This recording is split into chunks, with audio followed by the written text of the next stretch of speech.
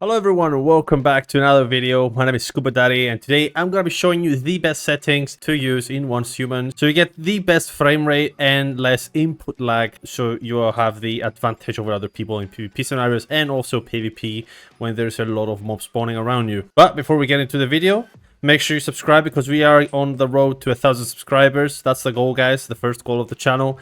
And also like the video because the algorithm loves the likes. And yeah, let's get into the video. Let's go. So the first thing you want to do is just press escape, go into your settings right here, go into video. As you can see here, this is what I'm using, 1080p quality on my resolution. If you can and use better ones, if you have a bigger monitor, you can. That's up to you. I'm using full screen because full screen breaks down some input lag that the window mode does not allow you to break down. And when you have window mode, you have more input lag. So make sure you have it on full screen. Then go to performance. And what I want you to do is go to here, the graphics, and put it on the middle. And there's a reason for it because everything will just go to the middle. Now, when everything goes into the middle part, as you can see, it doesn't change because I already have it on low. You will want to set your frame rate on your monitor's frame rate. This is not my monitor's frame rate, but I don't have the 165 hertz frame rate in Once Human. They only have the 120. So that's what I set here because it runs pretty well. Now go to texture quality. Make sure you put it on low because the texture quality really does make a difference. And it doesn't make a difference of how you see things. It just makes a difference on the frame rate. I didn't really find anything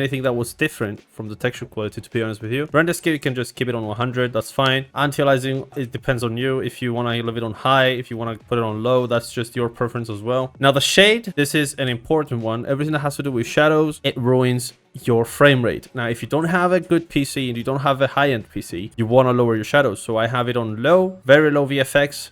The VFX are the textures of, for example, the unstable bomber, the explosions, the fire, the power surge, the electrical explosion, everything that has to do with anything like uses physics or from your graphics card. That's the VFX right here. I have it on very low because it doesn't even work in a PvP scenario to have the huge explosion on your face and not see anything. So it's better to keep it on low from a tactical standpoint, not even for optimization standpoint. So make sure you keep it on low. Draw distance low because it doesn't really matter when you're fighting. You can now see the people from very far away. As you can see on the right, it says adjust the draw distance. This setting won't be applied to other players. So you'll still be able to see everyone from a mile away, but you will not be able to see some stuff that spawns before it. VSync, that's your preference. If you want to have VSync, you don't want to have screen tearing, that's up to you. I have it on enabled because I cannot just watch the tearing. It's just so bad. Please disable motion blur. Please do not have motion blur enabled. That just ruins your game and your PvP scenario. Vegetation density, that's another thing that ruins your frame rate.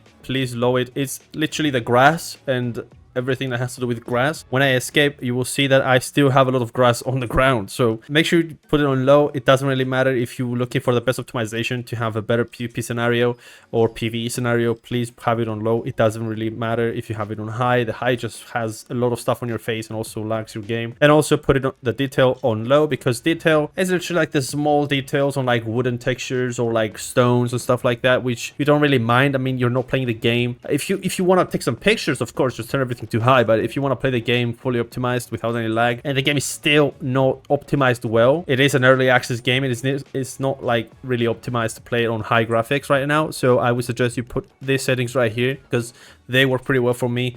My PC is not a high-end PC, like I'm missing a graphics card, but it is a pretty good PC and I still get low FPS. But yeah, make sure you put everything here on low, have VSync enabled. You can have the max frame rate on 120 if your monitor can handle more than 120 Hz, which is fine. It will work. Now the anti-aliasing, my preference is I have it on very high because I cannot see this like sharp ends. I don't like them. I just want to have it more smooth, which is better. Do not change the render scale. If you change it, it will make your game look insanely awful and you won't be able to see anything. So yeah, that's pretty much anything about the graphics. Now I want to explain the grass thing. As you can see here, I have the grass, like vegetation, completely low, and as you can see, this is full of grass anyway, so it doesn't really matter.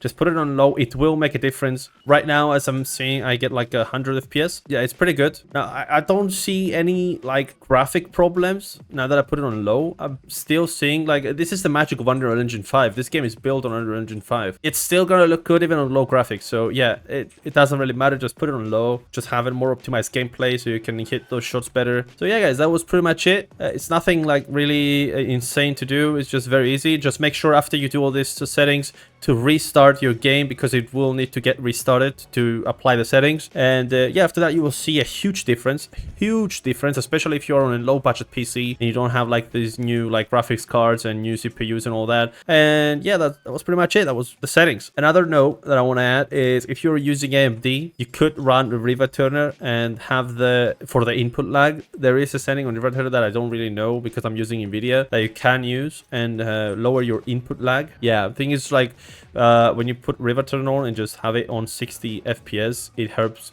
with your input lag. So yeah, I think that's the fix for the input lag if you have any input lag and using AMD. But yeah, that was pretty much it. Thank you guys for watching. Make sure you subscribe because we are really on the goal for 1,000 subscribers. Make sure you like the video because the algorithm of YouTube loves that. And comment down below what you think of this video, and if you have any more ideas about the settings. If you have any more questions, just leave it down in the comments. I'll answer you as quickly as I can. Thank you guys for watching. I'm ScubaDaddy, and I'll see you on the next video. Adios.